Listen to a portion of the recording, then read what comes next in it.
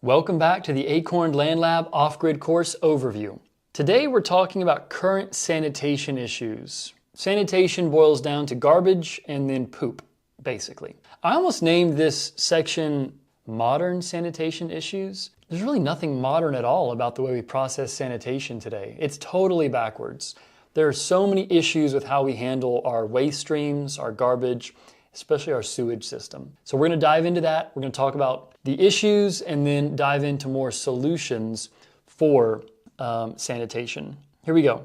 Current sanitation issues. Our current sanitation is not modern at all. And I know this can make some people squeamish, but the poop conversation has to happen for off-grid living. Americans in particular, I think, have a hard time talking about the bathroom for whatever reason. People are uneasy about it, they're squeamish about it. But solving that problem can be pretty simple for off-grid living. You just have to know the right techniques and have the right systems. All right, so issues with current sanitation. Flush toilets. We pollute massive amounts of water with our current sanitation system with flush toilets. It's what we're used to. It makes it a no-brainer. It's easy. We can forget about it. But the problem is so many people that are uneducated, which is a lot of people, flush bleach, cleaning chemicals, pharmaceuticals, plastic microbeads, hygiene products. So much toxic gick and junk gets flushed down our sewage system, which costs taxpayers a whole bunch of money to process at the sewage plants. It breaks the nutrient cycle. Like it or not, our poop is full of nutrients. That should be going back to soil and forests and other plant-based areas. But we flush it down the sewage system, and the sewage system costs a fortune to build and then maintain. The problem here in the US is we're not maintaining our current sewage systems. Infrastructure is brittle, it's breaking. On the South River, not far from us, there are sewage overflows from DeKalb County all the time. When there's a heavy rain, their infrastructure is so old and broken, they just release thousands, tens of thousands of gallons of raw sewage into the river. This happens all over the US. Towns and cities have broken systems and they have irresponsible leadership, and the systems continue to break and overflow into public waterways. Water-based sewer systems are very expensive. They waste a ton of water, and we're simply not taking care of them properly. When you flush your number ones and number twos into a sewage system with all that water, what happens is your poop actually acts as a sponge. It's going to soak up toxins, heavy metals, contaminants, salts, and concentrate all that junk. When you concentrate all those toxins, what the sewage plant is processing is toxic by that time. And they do actually take that bio waste, and sometimes farmers will take that after it's treated and spread it on fields.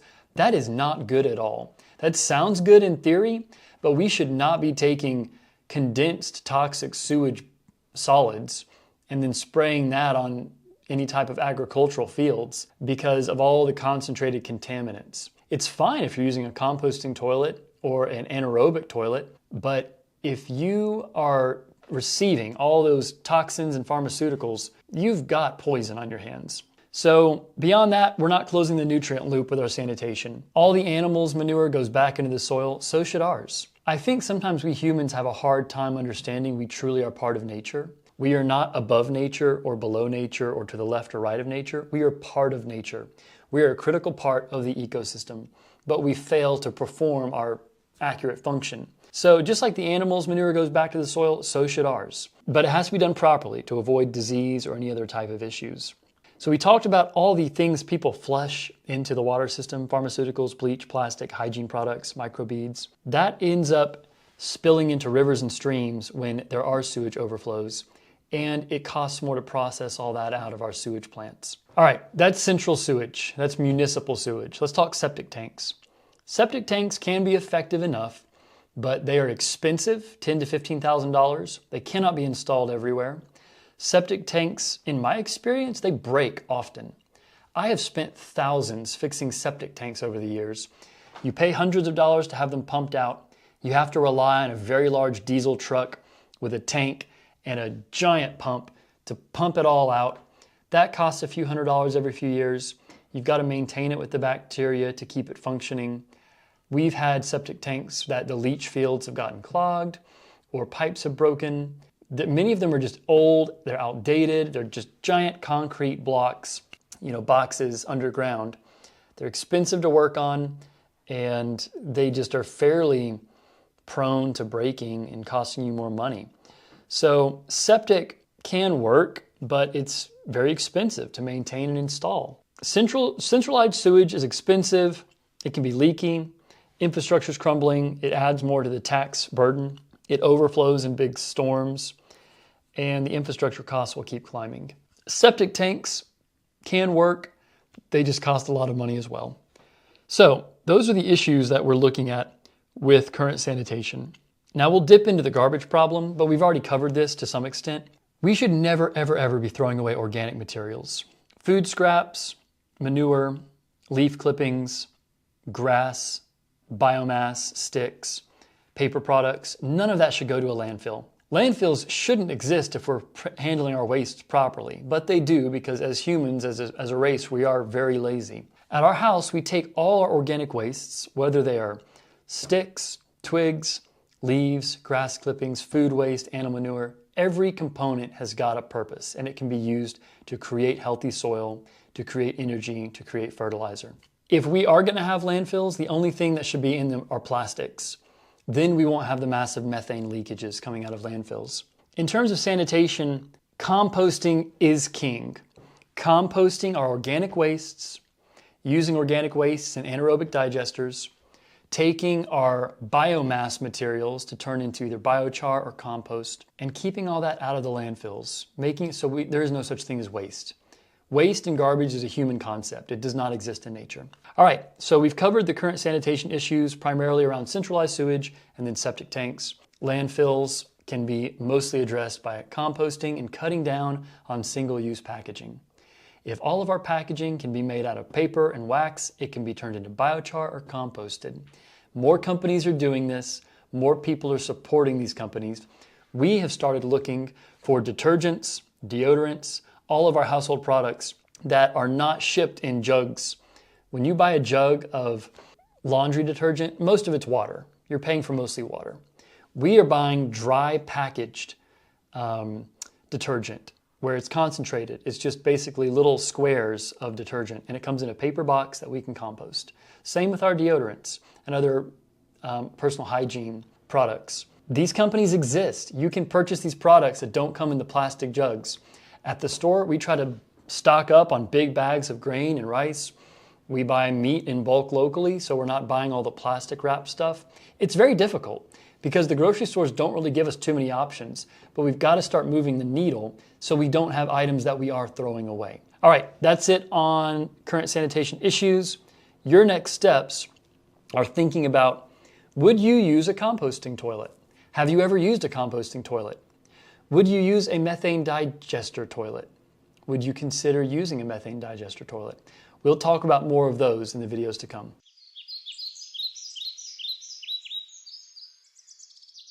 Today we're talking compost. Compost is a huge part of where sanitation needs to move. So composting is how we build up healthy soil. When we grow vegetables, when we're growing crops, nutrients are being depleted from the soil. They move into those products that we then eat. So that is basically pulling funds from our soil bank account. We need to restore those funds, and composting is the way that happens. Composting is simply decomposition by microbes. We have nitrogen, we have carbon. Those are mixed in to grass clippings, leaves, food waste, coffee grounds, paper towels, biochar. And there's so many other minerals, chemicals, microbes. There's an explosion of life happening that we want to encourage, facilitate, and manage. Synthetic fertilizers, NPK, nitrogen, potassium, and phosphorus, those are so reductionist. They burn out the soil, they destroy microbes and microbial activity in mycelium, and they eventually lead to dead dirt. Dirt is dead, soil is alive. The only way we can continue to produce high-quality food, and the truth is, a lot of our food today is not high quality. The only way we can produce high quality food in the garden is by building up layer after layer after layer of high quality black compost. Here at the Acorn Land Lab, we started with red clay. It was hard, it was compacted. We currently have a no-till garden. We simply use broad forks to aerate. The clay was so hard we did have to till initially because no air could get into that soil. And then we began composting. We saved our grass clippings, our leaves. We saved biochar that we created. We saved food waste, and we mixed these into big piles, shredded paper, cardboard. We keep the piles wet. We build them up. We cover them with burlap to just keep things looking tidy and minimize sunlight, because sunlight actually inhibits the microbes in the composting process. We have added inches and inches and inches of black, rich soil to that garden. We have been contributing to that fertility bank. That's what farmers near and wide need to be doing. We need industrial scale composting happening. And there's more and more composting facilities coming online here in the US. Let's talk about composting everything. At my house, there is no such thing as waste product. We take our paper towels and compost those. We take vegetable peelings, we take veggie scraps and feed those to chickens and pigs. They in turn create manure. We throw that in the compost. We are taking all the branches that fall and the sticks and making biochar. We crush that, put that into the compost. For biochar production, it's not like this is all just a bunch of extra work. We have a fire pit that's made for biochar. You can dig a pit in the ground that can be just fine for making biochar. We have fires as a family. We just, enjoy visiting, cooking meals, making, roasting marshmallows with the kids. We weave these processes into our everyday life. So making biochar is not some laborious chore. We just make a fire pit, burn the fire, keep adding layer after layer of sticks and twigs, and then hose it off when it's done to have charcoal. Then we crush that up and inoculate it with liquid fertilizer from the methane digester. So through all of the habits we have developed, we are now building soil wherever we live. We are not sending thousands of pounds of material to the municipal landfill like many people do just because that's what they've been taught. We're retaining all that value and building up the fertility bank in our garden. So we truly compost everything we can. We try to buy products that have compostable packaging. That's the revolution in packaging. We need paper-based, wax-based, compostable materials. So benefits to composting. It's organic waste management. Less fuel is spent in garbage trucks when you give them less material to haul off. Composting adds to nutrient-rich soil. It's a reduction of landfill waste. It mitigates methane emissions. I am jealous about getting rid of my organic material. I want all that to make methane for my free gas grill. I say propane, but it's methane that's coming out. If I threw away all that food waste, I'd have to go buy propane. I don't want to do that. I'd rather save the money. By composting or taking your food scraps and putting them in a methane digester, you are saving yourself money and you're saving the garbage company money, which will end up with giving lower bills in the long run. Composting closes the nutrient loop. When you throw away food waste and other biological materials to the landfill, that is a linear system. The materials are grown and harvested, they are consumed or wasted or both, and then they go to the landfill. The loop needs to be closed. Waste diversion. Being able to divert waste is a huge way of building value where you are. Reduced need for chemicals. We don't pay for synthetic fertilizers. We never have. We make liquid organic fertilizer, we compost, we use the home biogas system. We do not go to Lowe's or Home Depot to buy topsoil. We don't buy fertilizers. This is a true revolution. If everyone did this, the need for synthetic fertilizers would just plummet. And there's the cost savings. I like to save money. So we use the products we have to produce these elements rather than go and spend money on synthetics. Now this is one you might not think about, community building. When my wife and I first got married, I was into composting, but she wasn't. She didn't understand, it didn't take long for her to understand the value, but it wasn't a habit. That's the best way I can put it. She had not built it into a habit. I had built it into a habit, but I wasn't very good at mixing all the right elements in to get high quality compost. Here at the Acorn Land Lab, we have dialed in that process. It takes time and trial and effort when you learn to have the right ratio of browns to greens. So browns being leaves, shredded cardboard, biochar, carbon, greens being grass clippings, coffee grounds, high nitrogen. So yes, coffee grounds are brown in color, but they have more nitrogen, so they're considered a green. So when you have a ratio of 1 green to 3 browns, that's when the magic happens for your compost pile. It's amazing to watch our compost piles steaming when we turn them because it can get as hot as 160 degrees in there just from the microbial action. It's not sunlight that heats up the compost like that. Composting is a cornerstone of us building fertility in our garden. This year, we're on track to harvest about 2,500 pounds of produce from that little 4,000 square foot garden space, which is on a 1/4 acre lot. You need way less land than you think to grow a ton of food, and we've literally grown a ton of food out there this summer. All right, let's talk about what you can and cannot compost. You can compost fruit peelings, vegetable peelings, old food, leftovers, coffee grounds, grass clippings, leaves, shredded paper, shredded cardboard, paper towels, paper bags. Here are things that are a little iffy to compost. You want to know what you're doing and be pro level. Bones, we would recommend turning them into bone meal or biochar because they will take a long time to break down. Meat. Meat can be tricky because it can spoil, flies can spread disease. Meat is something you'd want to bury deep in your compost pile. You want to know what you're doing if you're going to compost meat, oil. You can compost roadkill. That does sound icky, but it's a biological material. It can be composted. I would not recommend doing that in the suburbs. Typically, people that compost animals live on big farms if the animal dies.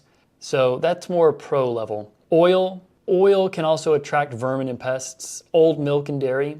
I would not recommend to most people that they compost bones, meat, oil, milk, or dairy, animal products. Technically, you can because it's a biological material, but you need to know what you're doing. Items you cannot compost.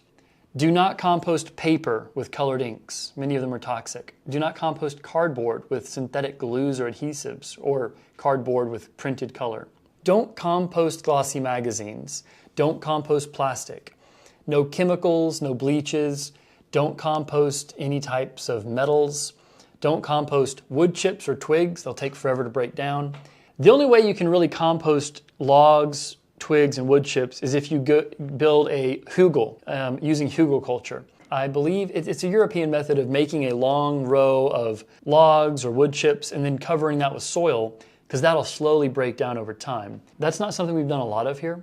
That takes more refinement because what happens when the log breaks down is it is going to sometimes inhibit the nutrient uptake of the plants. The decomposition process of the log is going to make it less conducive for plants to grow, so that can be a little bit tricky. We haven't done many hugel cultures here. We tried in one bed and we had poor results with the plants growing. All right, your next steps to compost everything. Get a composting bucket for 20 bucks and start saving food waste. Put it in a pile in your backyard, buy a compost roller. If you're in an apartment and odors are an issue, if you don't have a place to put it rapidly, get a Lomi or a Niviop compost food processor. It won't do the composting for you. What it will do is it'll bake the food scraps, then it'll blend them up so they're small. You can then put those into potted plants. You could take it to a local community garden. Better yet, take your compost scraps as they are to a local community garden or find a local farmer through makesoil.org.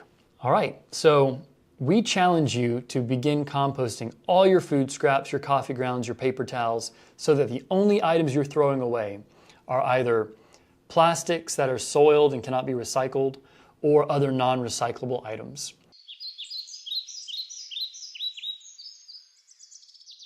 Today we're talking sanitation once again, but we're diving into toilets in detail. We're going to be talking about toilet solutions for off-grid living, for sustainable living. We're talking about dry toilets that are composting, so dry composting toilets. We're talking about separating composting toilets. And we're talking about anaerobic digesters connected to toilets, specifically home biogas. We have both toilet models here at Acorn Land Labs. We've used the Nature's Head separating composting toilet, and it works phenomenally well. It's in the canvas outhouse that's beside our canvas tent. I was very curious getting our first composting toilet to see, does it smell awful? Is it weird to use? You know, I think people hear composting toilet and they just picture, oh, okay, you're pooping in a bucket. That's gross. Well, it's actually way more sophisticated than that, and it works really, really well. The Nature's Head composting toilet is not cheap. It'll give you sticker shock. It comes in at just under $1,000. So $900 toilet, that seems like very expensive, but if you consider all the costs, you know, $300 or $400 for a normal porcelain toilet, then the septic tank system, and then being connected to public sewer, it's way more expensive to have a traditional toilet than a composting toilet or a anaerobic digestion toilet. So the way that the Nature's Head toilet works is it separates urine from poop. That is key. When you mix both together, that's when you have rank sewage. It's disgusting. But when you separate urine, the ammonia stays there, and you can use that to fertilize berry bushes, comfrey. You wouldn't put it on food you're growing for yourself, but you can just dump it in the woods. Or use it to inoculate biochar with nutrients. So urine from the composting toilet is simple. It collects in its own little bucket, and you just change it out every few days. You go dump it and then rinse out the tank. The number 2 works a little bit differently. There's a flap in the Nature's Head composting toilet that you open up, you make your deposit, and then you scoop in some sawdust or peat moss or even crushed biochar. That helps keep things dry and just cover up the humanure. The Nature's Head composting toilet has a small 12-volt fan. It is constantly cycling air through the chamber where the number 2 goes. That dries it out. So there's also the wheel, the agitator that has a handle. You twist that and it stirs up the peat moss, sawdust, biochar along with the number 2s. You change that out, you go dump that out every month or so, depending on how often you're using the composting toilet. So for us, we take that material and put it around small oak trees we've planted. Then we cover that with a protective layer of wood chips. So we're literally using the composting toilet materials to fertilize new trees that we've planted. You could do this with fruit trees, you could do this with oaks, any types of ornamentals. I would not put composting materials in a garden for food production. You can get health issues that way. There's just the potential for contamination. You don't want that. So composting toilets like the Nature's Head work very, very well. There's a number of companies now building composting toilets. I'll put links down below so you can check out various models. It's not hard to make your own. There's a lot of conversion kits. Take a 5-gallon bucket, have a jug to do the diversion for number 1s and number 2s, and then have a small fan to keep the air ventilation moving. So there's a lot of great options for dry composting toilets, separating composting toilets. But my favorite model, frankly, is the home biogas. It is a classic porcelain-looking toilet, so that's very familiar and comforting for people that are not off-grid friendly yet. Because many people simply just don't want to deal with a composting toilet. And I get it. I truly don't mind because I understand the freedom it gives us. But if you want a more traditional toilet, the home biogas system is totally for you. You get a ceramic toilet that's got a pump to flush, and it uses 1/10 the water as a traditional toilet. So you do your business, you flush, it all goes down the pump into the home biogas system. Now, you don't use the fertilizer, the liquid fertilizer for your garden once again. You would divert the effluent, the liquid coming out of the home biogas system, into your own leach field made out of wood chips, or dig trenches for gravel, wood chips. You could plant berries, bushes, comfrey. They're going to soak up that nutrients. And then you've got free cooking fuel from the methane to boot. So we really like that system because it's so elegant and simple. But both systems work. Dry composting toilets and anaerobic toilets. There are a few other models that we are really not as keen on. You can always make a pit latrine where you move the outhouse and dig a pit. I don't like that simply because it can really get funky, and it's what pioneers did back in the day, but composting toilets and anaerobic toilets, for me personally, are just way more elegant, and you can utilize the resources better. One of the other off-grid options, which I'm not a massive fan of either, are incinerator toilets. They're very expensive, and you need a lot of energy to power them. They do exactly what the name implies. They incinerate your poop basically into ash. They just obliterate it. So for some people that truly don't want to see or deal with number 2s, you could use an incinerator toilet. I don't know how sustainable it is really, energy-wise or financially, but it is an option. So by using composting toilets or anaerobic digestion toilets, you're closing the nutrient loop. Rather than sending your waste miles away using a ton of energy to a sewage plant, rather than paying a fortune for a septic tank, you are able to take those human wastes, get them back onto your property, fertilizing trees, fertilizing a bamboo patch, a comfrey patch. Once again, I'm going to remind you, don't apply human compost waste or liquid fertilizer from a toilet setup directly to your garden. you could have a pathogen contamination that way. So that's the down and dirty on dry composting toilets and then methane digestion toilets. Your next steps. What solutions would you use? Which one do you feel more comfortable with? Nature's Head compost toilet's about $1,000. The home biogas toilet system's about $1,500. Fairly comparable in price. Both great solutions for different reasons. Price the options, determine what would be a good fit for you. Watch a few videos, learn what works well. And if you're into it, make your own DIY composting toilet. We'll have tutorials down below.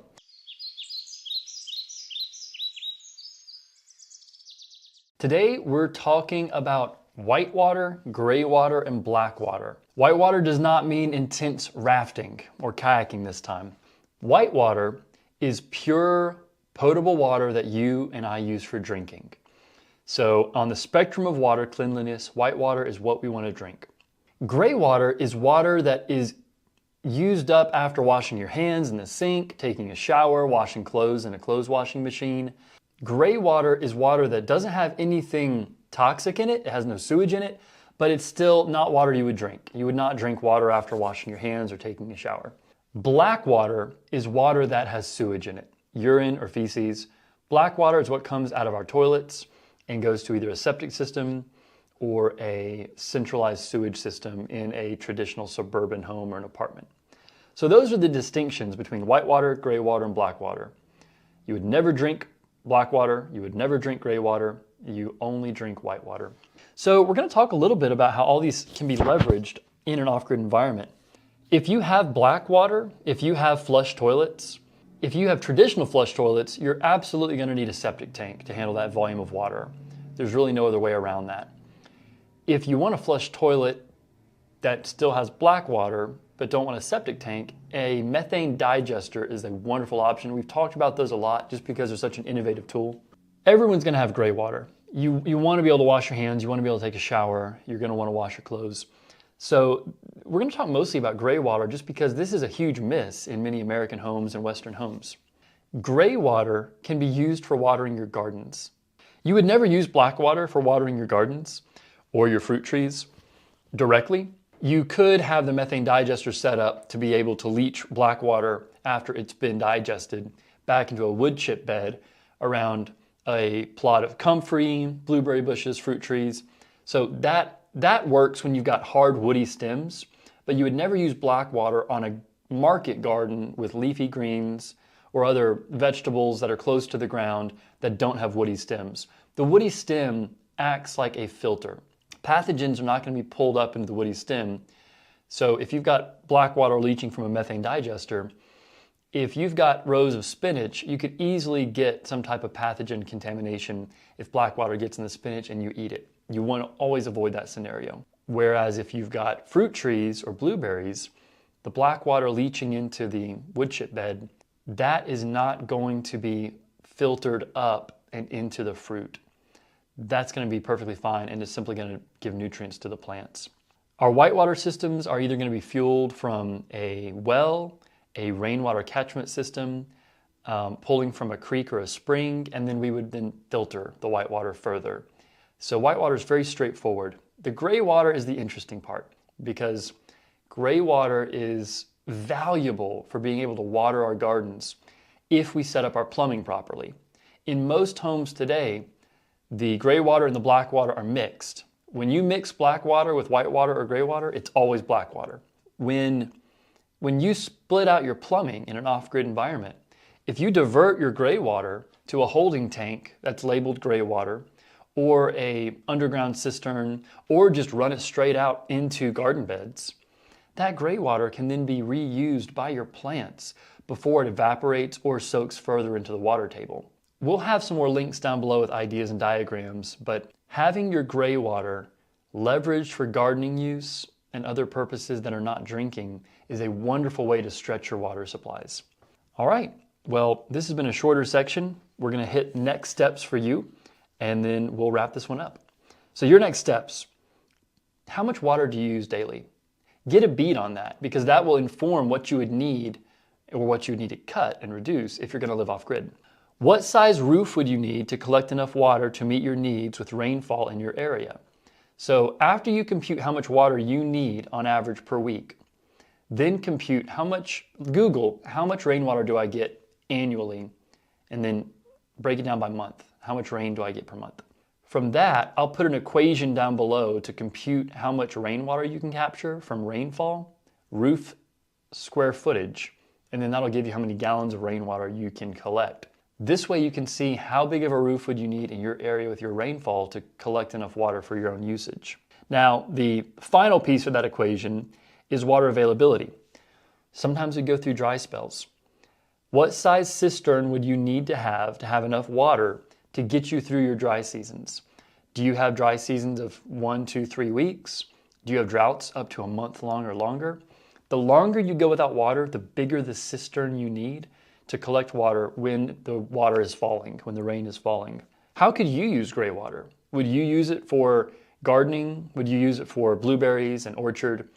We really don't want to use gray water for feeding animals. So effectively plants are the way of using gray water. But how would you go about using that resource? And then, would you prefer to use a septic or methane digester for black water? Do you like the idea of traditional septic for an off-grid environment, or do you prefer that innovative methane digester and running that effluent into a wood chip bed with an orchard? These are a lot of questions you're going to have to mull over if you're wanting to build your own off-grid environment. All right, I'll see you in the next video.